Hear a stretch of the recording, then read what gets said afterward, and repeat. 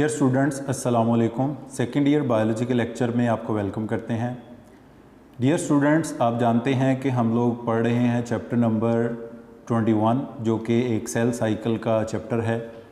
और previous lecture में हमने मियोसिस के error, meiotic error, non disjunction का टॉपिक और उसकी जो चंद एग्जांपल्स बुक में दी हुई हैं उनको हमने कंप्लीट किया था। इसके बाद डियर स्टूडेंट, जो हमारा आज का टॉपिक है वो है necrosis and apoptosis.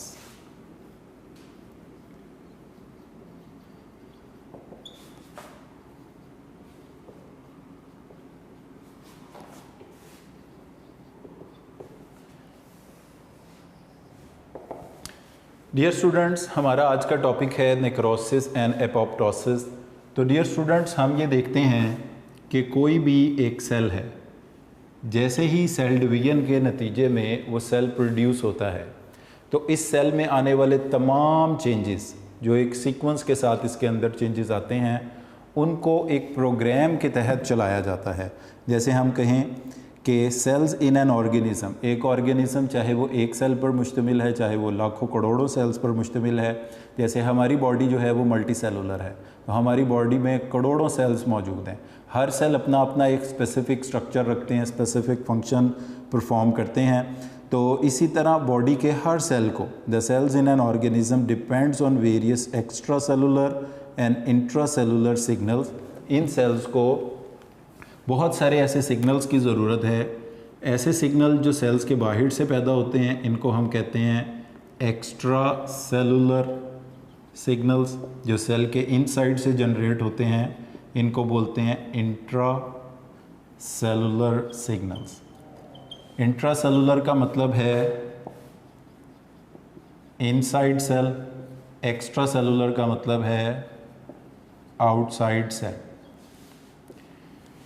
Extra cellular जो आउटसाइड द सेल है, इंट्रा सेलुलर जो इनसाइड द सेल्स हैं, मुख्तलिफ़ किस्म के सिग्नल। जैसे फॉर एग्ज़ाम्पल किसी सेल को ऑक्सीजन की ज़रूरत है तो वो ऑक्सीजन सेल के बाहर से सेल के अंदर दाखिल होगी। खुराक की ज़रूरत है, वो सेल के बाहर से सेल के अंदर दाखिल होगी।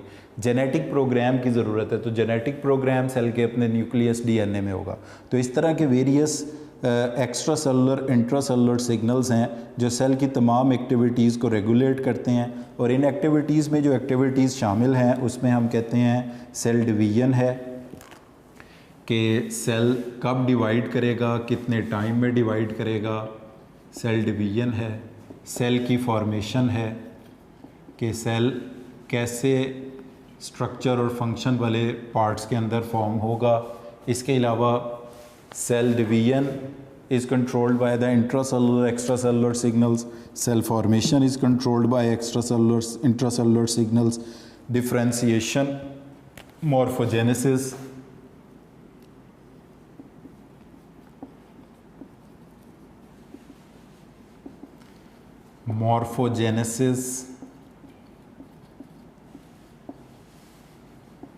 मोटिलिटी,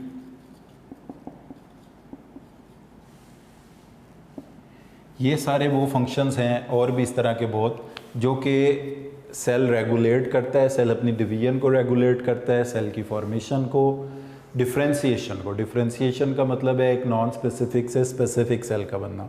मॉर्फोजेनेसिस का मतलब है formation of structures inside the cell, cell के अंदर ख़ास किस्म के स्ट्रक्चर्स का बनना। Motility in the cell, cell के अंदर मूवमेंट होना, motility of the cells, cellular structure. ये सारी चीज़ें सेल की एक प्रोग्राम के तहत चलती हैं। All these events are controlled by a program present in the cell. Obviously this program is present in the form of DNA और genetic material और heredity material। तो each cell is predestined to its fate, यानी हर cell अपनी fate पहले से decide करके आता है। उसने न्यूरॉन बनना है, मसल बनना है, कितने टाइम ज़िंदा रहना है, कब डेथ होनी है उसकी। तो इवन हम इसी तरह कहते हैं कि जितनी अगर सेल की डिवीजन प्रोग्राम्ड है, सेल की फॉर्मेशन प्रोग्राम है, डिफरेंशिएशन, मॉर्फोजेनेसिस, मोटिलिटी, ये चीज़ें प्रोग्राम्ड हैं, तो even cell death is also programmed. Cell की जो डेथ है वो भी एक प्रोग्राम्ड इवेंट है कि एक सेल कितने टाइम तक ज़िंदा रहेगा, कितने फंक्शंस परफॉर्म करेगा, उसके बाद उसकी डेथ हो जाएगी। तो even the death of the cell is program, तो सेल की जो डेथ है वो भी प्रोग्राम डेथ है। अब सेल डेथ के दो पैटर्न्स हैं, एक को हम बोलते हैं एपोप्टोसिस और दूसरे को हम बोलते हैं नेक्रोसिस। तो वन बाय वन हम इन दोनों के हवाले से ज़िक्र करते हैं। सबसे पहले हम जिक्र करेंगे एपोप्टोसिस का।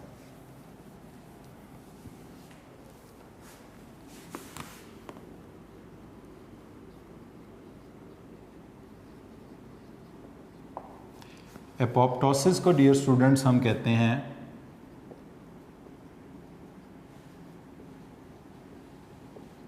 अ प्रोग्राम्ड सेल डेथ।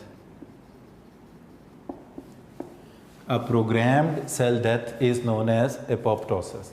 अगर एक प्रोग्राम के तहत एक सेल की डेथ होती है तो इस प्रोसेस को कहा जाएगा एपोप्टोसिस का, इसको नाम दिया जाएगा। अब इस प्रोग्राम से क्या मुराद है? फॉर एग्ज़ाम्पल जैसे कि रेड ब्लड सेल्स हैं, तो रेड ब्लड सेल ज़िंदा रहते हैं 120 डेज़ अप्रॉक्सीमेटली, यानी एक रेड ब्लड सेल प्रोड्यूस हुआ बोन मैरो में, ब्लड सर्कुलेशन में आया, 120 दिन तक ज़्यादा से ज़्यादा वो ब्लड सर्कुलेशन में घूमता रहेगा, उसके बाद उसकी डेथ हो जाएगी। तो ये जो 120 दिन के राउंड अबाउट एवरेज अंदर आरबीसीज़ की डेथ होना है, इस डेथ को हम प्रोग्राम डेथ कहेंगे और इसको हम नाम देंगे एपोप्टोसिस का नाम देंगे। और ये एक नॉर्मल फिजियोलॉजिकल प्रोसेस है, इसमें कोई एरर, कोई गलती नहीं है। It is normal physiology.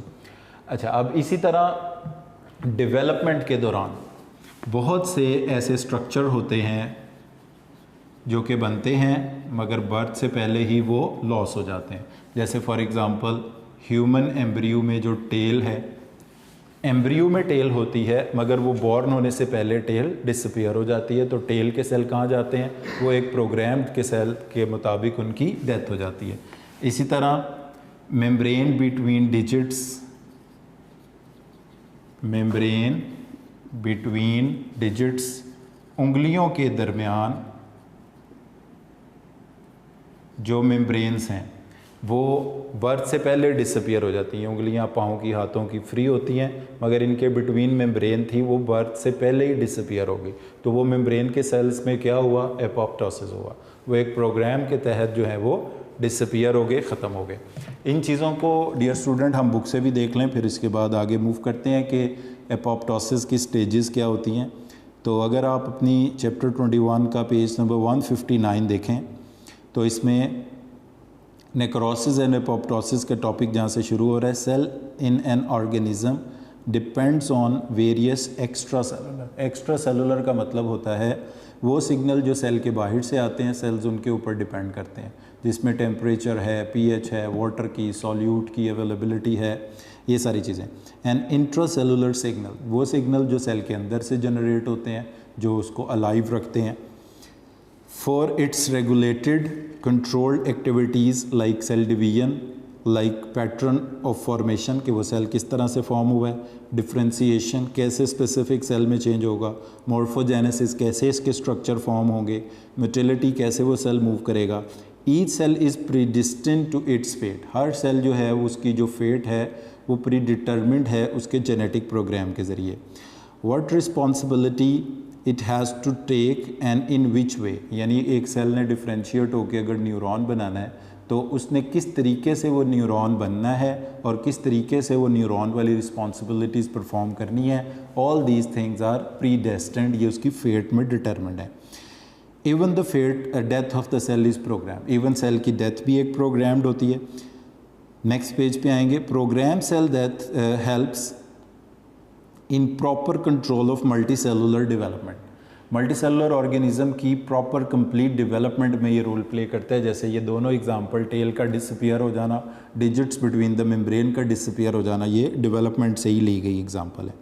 विच में lead to deletion of entire structure, पूरे का पूरा स्ट्रक्चर ही क्या हो जाता है? डिलीट हो जाता है। तो ये एग्जाम्पल किसकी हैं? एपोप्टोसिस के ज़रिए during development deletion of entire structure, पूरे स्ट्रक्चर का डिलीट हो जाना during the course of development, इसको हम कहते हैं ये एपोप्टोसिस की वजह से है। For example tail of developing human embryo, part of structure जैसे कि tissues between the developing digits हैं। Cell death even control the number of neurons, यानी एक सेल जो है वो ज़रूरत से ज़्यादा ना हो जाए, तो इसलिए जब वो ज़रूरत से बढ़ने लगते हैं तो उनकी डेथ हो जाती है। तो हम ये देखते हैं कि बहुत ज़्यादा न्यूरॉन्स हमारी बॉडी में बनते हैं, मगर उनमें से चंद डिफ्रेंशिएट होकर हमारा नर्वस सिस्टम डेवलप करते हैं, तो बाकी न्यूरॉन्स कहाँ जाते हैं, वो ड्यूरिंग द डेवलपमेंट ही एपोप्टोसिस का डेथ का शिकार हो जाते हैं। Because most of the neurons in human body die during development. Cell death in multicellular organism is controlled by two fundamentally different ways. That is, either the cell commits suicide in the absence of survival signal. Survival signal वो होते हैं जो life को sustain रखने के लिए चाहिए, जैसे ऑक्सीजन का मिलना, कार्बन डाइऑक्साइड का रिमूव होना, नाइट्रोजनस बेस का रिमूव होना, ग्लूकोज का हर सेल को मिलना, ये सारे ट्रॉफिक सिग्नल्स हैं। तो cell commit suicide in the absence of survival signals, और सेल्स आर मर्डर्ड और killed by signals from other cells. तो दो तरीके हैं सेल डेथ के, एक तो ये है कि सेल खुद ही मर जाए, सेल्स कमिट कर ले सुसाइड, तो जिसको एपोप्टोसिस कहते हैं, और दूसरा तरीका ये है कि सेल जो है वो उसको किल किया जाए, उसको मर्डर किया जाए, इसको नेक्रोसिस कहते हैं। अभी हम इनके कंपैरिजन पे आते हैं। Internal program of events and the sequences of morphological changes in which cell commit suicide, इसको कलेक्टिवली हम एपोप्टोसिस कहते हैं। तो डियर स्टूडेंट्स, अब हम देखेंगे कि एपोप्टोसिस में किस तरह से एपोप्टोसिस एक प्रोग्राम्ड इवेंट है जिसके नतीजे में एक सेल की डेथ होती है। तो एक बात याद रख लें कि जब भी एपोप्टोसिस होती है तो ये एक सेल का अपना इंटरनल प्रोग्राम है जो इसको जनरेट करता है। फॉर एग्ज़ाम्पल, ये हमारे पास कोई सेल है, इसका न्यूक्लियस और इसके बाकी ये कंटेंट्स हैं, इसमें क्रोमेटिन मटेरियल है। तो सबसे पहला काम ये होता है कि जब इस सेल में एपोप्टोसिस स्टार्ट होती है तो ये सेल श्रिंक करता है, ये सेल श्रिंकेज होती है। तो सबसे पहला काम ये होगा कि श्रिंकेज ऑफ प्रोटोप्लाज्म, सेल के अंदर श्रिंकेज होगी। अब इस श्रिंकेज की वजह क्या बनता है? इस श्रिंकेज की वजह बनता है कि इस सेल के अंदर कुछ एंजाइम्स पैदा होते हैं which causes break down of cytoskeleton. जो सेल का साइटोस्केलेटन होता है, जिसने सेल की शेप को मेंटेन रखा होता है, वो टूट फूट जाता है, जिसके नतीजे में सेल की श्रिंकेज हो जाती है। तो एंजाइम्स प्रोड्यूस होना which causes the break down of cytoskeleton, इसके नतीजे में क्या होगा? सेल की श्रिंकेज हो जाएगी।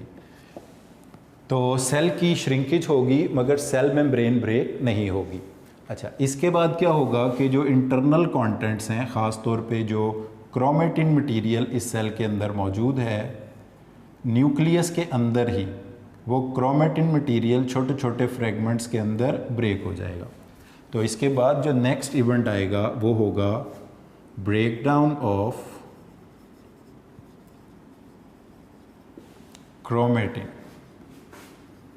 क्रोमेटिन जो है वो टूट जाएगा, ब्रेक हो जाएगा इनटू स्मॉल फ्रेगमेंट्स। अच्छा, इसके बाद अगर ये क्रोमेटिन छोटे छोटे फ्रेगमेंट्स में टूट जाता है तो इसके बाद ये होगा कि सेल की श्रिंकेज में और ज़्यादा इजाफा हो जाएगा और न्यूक्लियस की बजाय छोटे छोटी मेम्ब्रेनस स्ट्रक्चर इस क्रोमेटिन को अपने अंदर पैक कर लेंगे। इसको हम नाम देंगे क्रोमेटिन बॉडीज़। यानी सेल के अंदर न्यूक्लियस ख़त्म हो जाएगा, छोटी छोटी क्रोमेटिन बॉडीज़ डेवलप हो जाएंगी। तो पहला इवेंट था कि formation of enzymes which result in break down of cytoskeleton. Second है इसमें श्रिंकेज ऑफ सेल या प्रोटोप्लाज्म। तीसरा इसमें इवेंट है ब्रेक डाउन ऑफ क्रोमेटिन। चौथा इवेंट होगा फॉर्मेशन ऑफ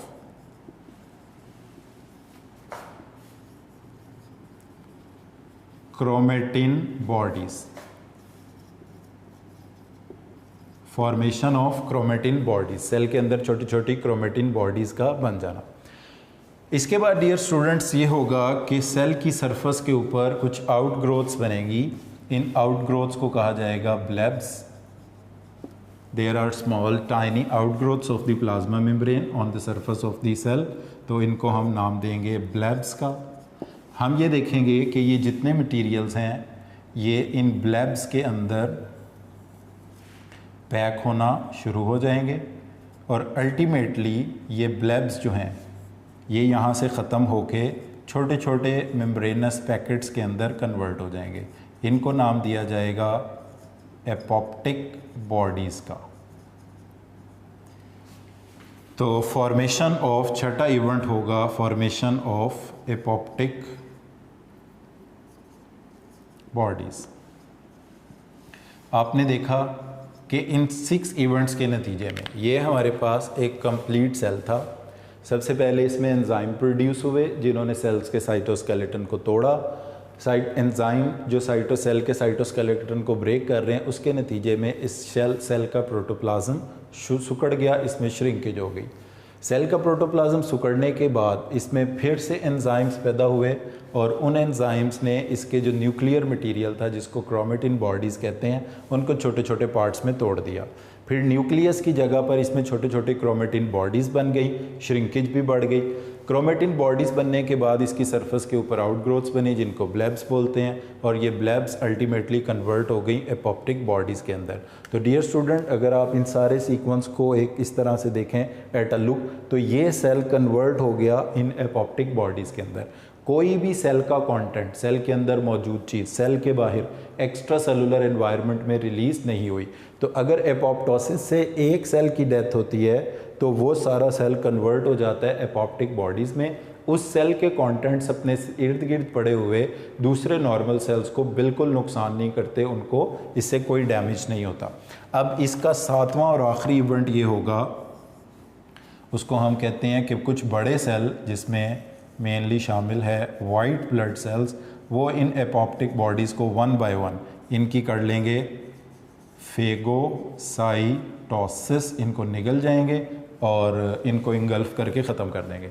यानी इस तरह एक सेल जो है वो एंजाइम्स पैदा होके साइटोस्केलेटन के टूटने, श्रिंक होने, क्रोमेटिन बॉडीज़ के ब्रेक होने, क्रोमेटिन बॉडीज़ के फॉर्म होने, ब्लैब्स के बनने एपोप्टिक बॉडीज़ और फेगोसाइटोसिस के नतीजे में वो सेल बिल्कुल इंगल्फ होके बॉडी से उसका जो मौजूदगी एग्जिस्टेंस है वो ख़त्म हो जाएगी, मगर उसके अंदर पाए जाने वाले कंटेंट्स इर्द गिर्द के सेल्स को कोई नुकसान नहीं करेंगे, कोई इन्फ्लेमेशन नहीं कॉज करेंगे, कोई बाहर के सेल्स को डैमेज नहीं होगा, नेबरिंग सेल्स को। तो ये पैटर्न और सीक्वेंस ऑफ इवेंट्स हैं जिसको हम कहते हैं एपोप्टोसिस, और उसके नतीजे में एक सेल की डेथ कंप्लीट होती है। तो इसके जो मेन पैरामीटर्स हैं वो ये हैं। आपने देखा कि एपोप्टोसिस में intracellular contents are not release to the outside environment, cell के अंदर के कंटेंट सेल के बाहर रिलीज नहीं होते। There is no damage to the neighbouring cells, neighbouring cells को इर्द गिर्द के सेल्स को कोई डैमेज नहीं होता, और नेबरिंग सेल्स का जो डैमेज है उसको इन्फ्लेमेशन कहते हैं। देयर इज़ नो इन्फ्लेमेशन, इसके नतीजे में कोई इन्फ्लेमेशन भी नहीं होती, और इसके नतीजे में जिस सेल में एपोप्टोसिस हो रहा है उस एक ही सेल की डेथ होगी। इसको आप प्रोग्राम्ड सेल डेथ भी कह सकते हो, इसको आप ये भी कह सकते हो कि सेल कमिट्स सुसाइड। अब डियर स्टूडेंट, आपकी बुक में एक तस्वीर इसके हवाले से बनी हुई है, उसमें इतनी डिटेल्ड तो इवेंट्स नहीं डिस्कस किए हुए, बट फिर भी इन्हीं इवेंट्स को समराइज़ किया हुआ है, हम इसको देख लेते हैं। ये डायग्राम शुरू हो रही है, ultra structural features of cell death by apoptosis यहाँ पे बताया गया है। सबसे पहले नंबर पर जो सेल बना हुआ है it is a quite normal cell, इसके अंदर nucleus, Golgi bodies, endoplasmic reticulum, mitochondria वगैरह नज़र आ रहे हैं। तो इस सेल में जब डेथ होना शुरू हुई तो सबसे पहले क्या हुआ, क्रोमेटिन बॉडी कॉम्पैक्ट हो गई, छोटी हो गई, सेल भी क्या हो गया, श्रिंक होना शुरू हो गया। और उससे अगली तस्वीर में देखें, ये इकट्ठा ही सारा कुछ दिखाया हुआ है कि न्यूक्लियर फ्रेगमेंटेशन हुई। न्यूक्लियर फ्रेगमेंटेशन इसी को बोलते हैं फॉर्मेशन ऑफ क्रोमेटिन बॉडीज़ को, कि क्रोमेटिन बॉडीज़ बन जाएं या न्यूक्लियस छोटे छोटे फ्रेगमेंट्स में डिवाइड हो जाए। साथ ही ब्लैब्स बन गए और सेल के फ्रेगमेंट्स बन गए। इन सेल के फ्रेगमेंट्स को ही कहा जाता है एपोप्टिक बॉडीज़, और लास्ट में दिखाया हुआ है कि इन एपोप्टिक बॉडीज़ को इंगल्फ किया जा रहा है बाय अनदर सेल। तो ये एक तरीका है सेल डेथ का। इसके बाद डियर स्टूडेंट, जो दूसरा सेल डेथ का तरीका है इसको हम बोलते हैं नेक्रोसिस। इसको एक्सीडेंशियल सेल डेथ बोलते हैं, सडन सेल डेथ बोलते हैं। तो नेक्रोसिस के जो मेन इवेंट्स होंगे, नेक्रोसिस याद रख लें is always potentially damaging to the body, it is always pathological. ये किसी ख़राबी की वजह से, किसी टॉक्सिक मटेरियल की वजह से, किसी डिजीज़ की वजह से ही हो रहा होगा। तो नेक्रोसिस इज़ ऑलवेज पैथोलॉजिकल, जबकि एपोप्टोसिस जो है वो पैथोलॉजिकल यानी किसी बीमारी में भी हो सकता है और फिजियोलॉजिकल नॉर्मल भी हो सकता है। अच्छा, इसमें क्या होता है, plasma membrane break, plasma membrane इसमें ब्रेक होगी, टूट जाएगी। और जो दूसरा हमने पढ़ा है एपोप्टोसिस, उसमें प्लाज्मा मेम्ब्रेन पे कोई फ़र्क नहीं पड़ेगा। और इसमें जब प्लाज्मा मेम्ब्रेन टूट जाएगी तो intra cellular contents are released,